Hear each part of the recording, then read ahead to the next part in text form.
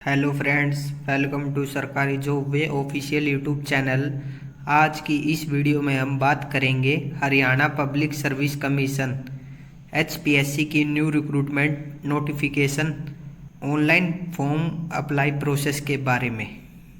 यहाँ पर फ्रेंड्स देखिए, एडवर्टाइज नंबर 23/2023 ट्रेजरी ऑफिसर और assistant treasury officer group B के ऑफिशियल नोटिफिकेशन जारी कर दिया है और इसके ऑनलाइन फॉर्म 14 अप्रैल से स्टार्ट हो चुके हैं और लास्ट डेट फॉर्म फिल करने की 28 अप्रैल है।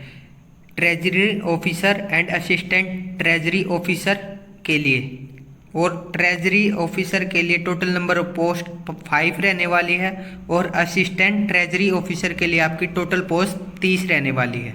फिर एसेंशियल क्वालिफिकेशन की बात करें तो आपके पास बैचलर डिग्री होनी चाहिए किसी भी स्ट्रीम से, चाहे आपने ग्रेजुएशन आर्ट्स से कर रखी हो या कॉमर्स से या साइंस सब्जेक्ट से, या इसके अलावा कोई इक्विवेलेंट डिग्री हो तो भी आप इस भर्ती के लिए फॉर्म अप्लाई कर सकते हैं। और आगे बढ़ने से पहले यदि आपने अभी तक चैनल को सब्सक्राइब नहीं किया तो चैनल को सब्सक्राइब कर लीजिए ताकि फ्यूचर में आपको सभी नोटिफिकेशन मिलती रहे। और चैनल सब्सक्राइब करने से कोई भी भर्ती की जानकारी आपकी मिस नहीं होगी। यहाँ पर इसका ये पोर्टल है जहाँ से आप ट्रेजरी ऑफिसर और असिस्टेंट ट्रेजरी ऑफिसर के लिए फॉर्म अप्लाई कर सकते हैं। आइए जान लेते हैं आपको ऑनलाइन फॉर्म कैसे अप्लाई करना है। सबसे पहले आपको न्यू रजिस्ट्रेशन टैब पर क्लिक कर देना है। उसके बाद आपके सामने ये इंस्ट्रक्शन आ जाएगी, आपको रीड कर लेना है और फिर गोट इट पर क्लिक कर देना है। यहाँ पर आपको बेसिक डिटेल फिल कर देनी है। सबसे पहले आपको यहाँ अपना नेम एंटर कर देना है, जो भी आपका नेम है। फिर यहाँ से नेशनलिटी सिलेक्ट कर लेना है। बाद are you domicile of Haryana, आपके पास हरियाणा का डोमिसाइल है तो आपको यस पर क्लिक कर देना है। फिर यहाँ पर आपको परिवार पहचान पत्र की ID नंबर फिल कर देनी है। और अगर आप अदर स्टेट से अप्लाई कर रहे हो तो आपको नो पर सिलेक्ट कर देना है। उसके बाद आपको जेंडर सिलेक्ट कर लेना है। उसके बाद आपको यहाँ कैटेगरी सिलेक्ट कर लेनी है। जो भी आपकी कैटेगरी है वो यहाँ से सिलेक्ट कर लेंगे। उसके बाद आपको 12 डिजिट आधार नंबर यहाँ फिल कर देना है। उसके बाद are you official employ of Haryana government agriculture department, अगर आप हरियाणा एग्रीकल्चर डिपार्टमेंट में एम्प्लॉय रहे हैं तो आपको यस पर सिलेक्ट कर देना है और नहीं रहे तो आपको नो पर सिलेक्ट कर देना है।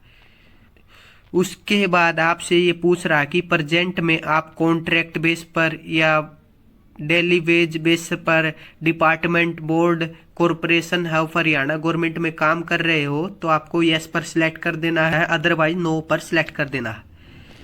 यदि कोई कैंडिडेट फिजिकली हैंडीकैप है तो उसको यस पर सिलेक्ट कर देना है। फिर टाइप ऑफ डिसेबिलिटी यहाँ से सिलेक्ट कर देनी है और फिजिकली हैंडीकैप नहीं है तो नो पर सिलेक्ट कर देना है। उसके बाद एक्स सर्विसमैन की डिटेल आ जाएगी। यदि कोई कैंडिडेट एक्स सर्विसमैन है हरियाणा का तो यहाँ से आप अपने कोडिंग ऑप्शन सिलेक्ट कर सकते हैं, अदरवाइज आपको नो सिलेक्ट कर देना है। उसके बाद आपको डेट ऑफ बर्थ यहाँ फिल कर देनी है 10th की मार्कशीट के अनुसार। और जो आपका एज का क्राइटेरिया है वो 1 मार्च 2023 से काउंट होकर आ जाएगा। और फिर यहाँ पर आपको valid and active mail ID fill कर देनी है। फिर उसके बाद आपको 10 डिजिट मोबाइल नंबर यहाँ एंटर कर देना है और फिर यहाँ पर आपको कंटिन्यू पर क्लिक कर देना है। यहाँ पर जो आपकी फॉर्म में बेसिक डिटेल है वो सेव हो चुकी है। और फिर यहाँ पर आपको अपनी मदर का नेम फिल कर देना है। उसके बाद आपको अपने पिता का नेम एंटर कर देना है। और अगर आप UPSC HPSC या PSCS से डेबर्ड हुए हो तो आपको यस पर सिलेक्ट कर देना है और नहीं हुए हो तो आपको नो पर सिलेक्ट कर देना है। और उसके बाद आप पर कभी भी क्रिमिनल केस लगा हो तो आपको यस सिलेक्ट कर देना है और आप नहीं लगा तो आपको नो पर सिलेक्ट कर देना है। उसके बाद आपको बताना है कि फ्रीडम फाइटर ऑफ हरियाणा के आप ग्रैंड चाइल्ड हो तो आपको यस पर सिलेक्ट कर देना है, नहीं है तो आपको नो पर सिलेक्ट कर देना है। और फिर यहाँ पर आपको बताना है कि आप एम्प्लॉय हो गवर्नमेंट ऑफ हरियाणा में, तो आपको यस पर सिलेक्ट कर देना है, अदरवाइज नो सिलेक्ट कर देना है। फिर यहाँ पर कोरस्पॉन्डिंग एड्रेस की डिटेल आ जाती है। यहाँ पर आपको अपना कंप्लीट एड्रेस फिल कर देना है और फिर यहाँ पर आपको स्टेट सिलेक्ट कर देना है। यहाँ पर आपको डिस्ट्रिक्ट सिलेक्ट कर लेना है। अगर आप गांव से हो तो आपको अपने विलेज का नेम यहाँ मेंशन कर देना है। आपकी तहसील कौन सी लगती है वो यहाँ सब डिटेल फिल कर देनी है। उसके बाद आपको अपने एरिया का पिन कोड यहाँ एंटर कर देना है और आपका कोरस्पॉन्डिंग एड्रेस और परमानेंट एड्रेस सेम है तो आपको सेम एज कोरस्पॉन्डिंग एड्रेस पर क्लिक कर देना है। अदरवाइज आपका कोरस्पॉन्डिंग एड्रेस और परमानेंट एड्रेस अलग है तो आप डिफरेंट एड्रेस की डिटेल यहाँ फिल कर सकते हैं। उसके बाद यहाँ पर आपको बैंक अकाउंट की डिटेल फिल कर देनी है। यहाँ पर अपना अकाउंट होल्डर नेम, फिर यहाँ पर आपको अकाउंट नंबर और आपका कौन सा बैंक है और IFSC कोड सब डिटेल यहाँ फिल कर देनी है और अकाउंट नंबर और IFSC कोड को अच्छे से चेकआउट कर लेना है। इसके बाद आपको सेव एंड कंटिन्यू पर क्लिक कर देना है। उसके बाद यहाँ पर एजुकेशन क्वालिफिकेशन डिटेल ऐड करने का ऑप्शन आ जाता है। यहाँ पर आपको 10th की डिटेल फिल कर देनी है कि 10th क्लास आपने कौन से बोर्ड से पास की है और क्या स्पेशलाइजेशन रहा 10th क्लास में, और 10th क्लास में आपकी डिवीजन क्या थी, और 10th क्लास आपने कौन से वर्ष में पास की है, और 10th क्लास में आपकी परसेंटेज कितनी है। और यहाँ पर आपको 10th क्लास की मार्कशीट अपलोड कर देनी है PDF फॉर्मेट में, और मार्कशीट अपलोड करने का मैक्सिमम साइज 1 MB है। उसके बाद यहाँ पर डिग्री एंड सर्टिफिकेट में आपको 10th की मार्कशीट अपलोड कर देनी है, क्योंकि 10th क्लास में आपकी मार्कशीट और डिग्री एक ही आती है तो दोनों में आपको सेम 10th की मार्कशीट अपलोड कर देनी है। उसके बाद आपको 12th क्लास की डिटेल फिल कर देनी है कि 12th क्लास आपने कौन से बोर्ड से पास आउट की है, और 12th क्लास में आपका स्पेशलाइजेशन या सब्जेक्ट फिल कर देने हैं, और क्या डिवीजन रही है, और कौन से वर्ष में आपने पास की है 12th क्लास और कितनी परसेंटेज है। इसी तरीके से आपको 12th क्लास की मार्कशीट PDF फॉर्मेट में अपलोड कर देनी है और मैक्सिमम साइज आपका 1 MB रहेगा अपलोड करने का। और यहाँ पर भी आपको डिग्री एंड सर्टिफिकेट में 12th क्लास की मार्कशीट अपलोड कर देनी है, क्योंकि marksheet and degree and certificate 12th class में एक ही होता है तो दोनों में आपको सेम अपलोड कर देना है। ग्रेजुएशन में आपके पास क्या स्ट्रीम या स्पेशलाइजेशन रहा है, और आपकी क्या डिवीजन रही है, और आपने ग्रेजुएशन कौन से वर्ष में पास की है, और कितनी परसेंटेज रही है, वो सब यहाँ बेसिक डिटेल फिल कर देनी है। उसके बाद आपको यहाँ ग्रेजुएशन की सेमेस्टर वाइज DMC अपलोड कर देनी है PDF फॉर्मेट में, और DMC अपलोड करने का मैक्सिमम साइज 1 MB रहेगा। और फिर यहाँ पर डिग्री एंड सर्टिफिकेट में ग्रेजुएशन की आपके पास डिग्री या सर्टिफिकेट है तो वो यहाँ अपलोड कर सकते हैं मैक्सिमम साइज 1 MB में।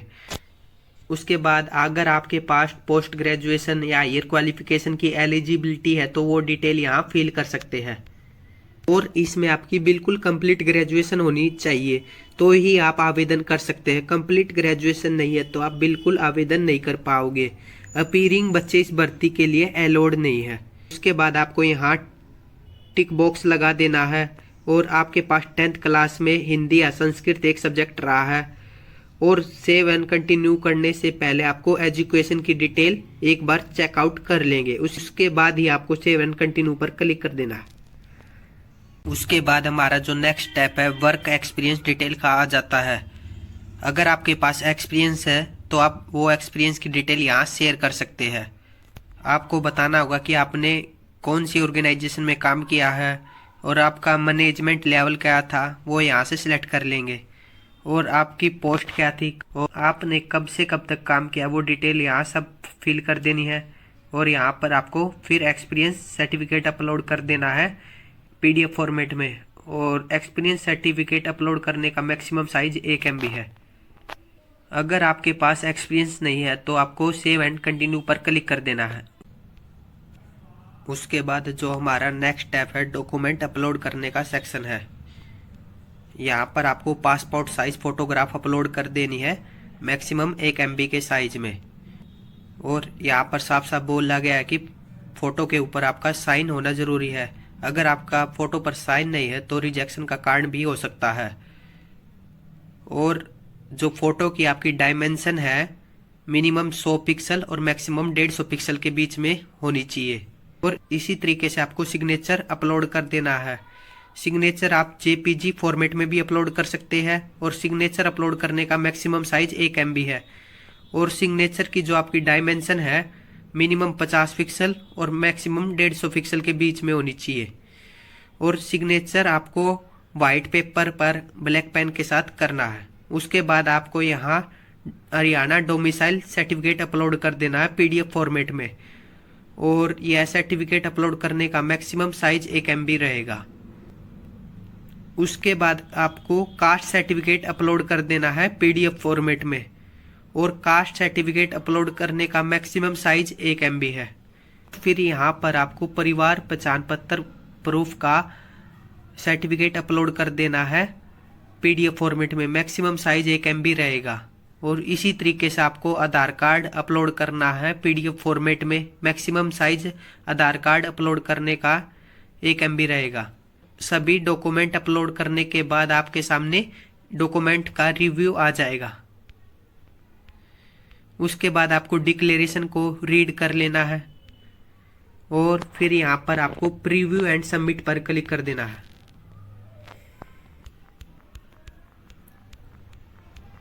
अगर आपसे फॉर्म भरते समय कोई जानकारी में गलती हो गई है या कोई डॉक्यूमेंट अपलोड गलत हो गया है तो आप उसे सही कर सकते हैं click here for editing the form पर क्लिक कर। अदरवाइज आपको प्रोसीड टू पेमेंट पर क्लिक कर देना है।